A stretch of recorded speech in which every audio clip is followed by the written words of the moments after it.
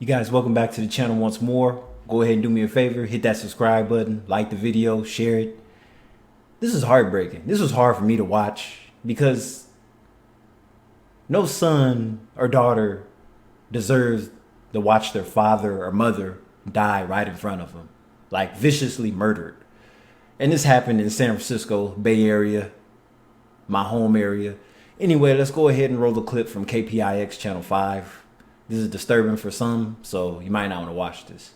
We begin in San Francisco, a father killed in front of his son in a shocking act of violence. And this evening, we're hearing from his heartbroken family.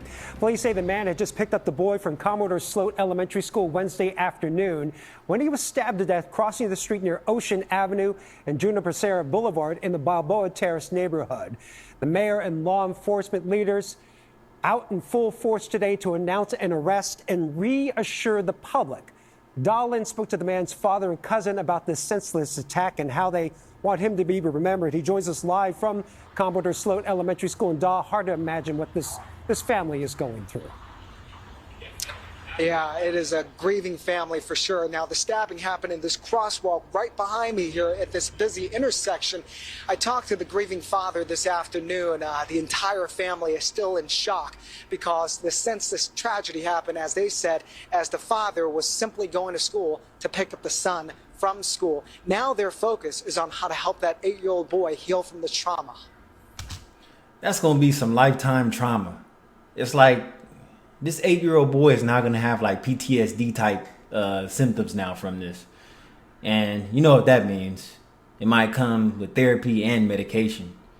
And, you know, hopefully one day he'll be able to, you know, let it go. But that's kind of hard to just say it like that because, you know, nothing like this should happen to anybody. But things do happen. You know, everybody's crashing out right now. We don't know if this guy lost a job or got into an argument with his wife. We just don't know. And then next thing you know, a lot of times people take their problems out on other people, innocent people. So all it takes is one trigger. Somebody gets mad, says something to you. Next thing you know, you want to hurt somebody. You know, it just hurt. That was my son. I loved him with all my might. A grieving father mourns the loss of his son, 35-year-old Robert Byrd II. Robert Byrd Sr. says his grandson witnessed the attack, stayed with his father the whole time, and begged doctors to save his dad. And he was with them the whole time, so that doesn't make things any better. So he sat there and watched him bleed out. Jesus. I can't even imagine watching anybody watch their parent bleed out and stay there and, man. The family says Byrd was stabbed in the chest. Rushed in the hospital asking people to save his daddy. I only had one son. That was my baby boy. I hurt because he's not a caustic person. He's not the kind of guy to go out and start things with people. He's a fun-loving dude. He was a good father. He was a good son. And I'm going to miss my baby. The 8-year-old attends Commodore Sloat Elementary. The family says his father was picking him up from school Wednesday afternoon when the attack happened. The interim police chief says officers tracked down the suspect, 42-year-old Daniel Patrick Rodriguez, and arrested him Friday morning in Tuolumne County. And by the way, early 40s is crash out age. Let's just be real. With all the stuff that's been going on lately, the guys that have been killing their wives and their children and the whole household, they've been about between the ages of 42 and 44. I just did another video the other day about a family out there in the valley somewhere. I forgot where it was. But the guy pretty much took out his whole family. Well, he took out his wife, not the kids. All because she wanted a divorce. We use our technology resources like our ALPR, automated license plate reader cameras, a drone, and other tools to identify and locate him. Families must feel safe walking their kids to and from school. Workers must feel safe on their way to work. Neighbors must feel safe in their own communities. Police are still investigating the motive. Some family members believe the suspect nearly hit the boy with his car in the crosswalk. They say the father confronted the driver, and that's when the suspect stabbed him. Wow, it's like you can't really say anything to anybody now. because people are so quick to react in violence. But I'm like, this guy obviously had nothing much going on for his life if he's just going to react like that. You know, like I said earlier, maybe we don't know what this guy was going through. Maybe he had an argument before he left his house. Or shit, maybe his wife is even planning on divorcing him. We don't know. Hopefully they release an actual update of the suspect.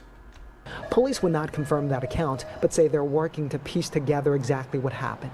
This was such a horrific tragedy that, quite frankly, at SFUSD, we've never experienced to this level. The family says life will never be the same now. Still in a state of shock right now. I haven't fully accepted it, but... You mean the son?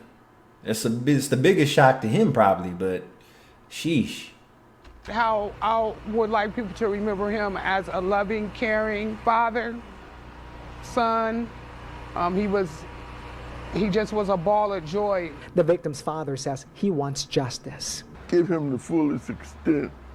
I don't want no making no deals or nothing. I want this man to pay for what he did to my son, because you killed this man in front of his child. You killed this man in front of a school full of children. It just amazes me how we live in a world full of cowards. It's like, you basically killed that child too. You just didn't do it physically. You killed him mentally because you killed his father right in front of him. I mean, The family says the 8-year-old boy is still struggling from witnessing what happened and, of course, for the father's passing. He is currently with his mother, according to the family. They will get him therapy and other outside help. The school is also providing grief counselors to the student population here at the elementary school. As for the suspect, he is expected to make the first court appearance next week for 1 count of murder charge. what an idiot. Let's see what he has to say. Let's see if he's as dumb as he sounds. This is Kylie Vale. I'll catch you next video. Goodbye.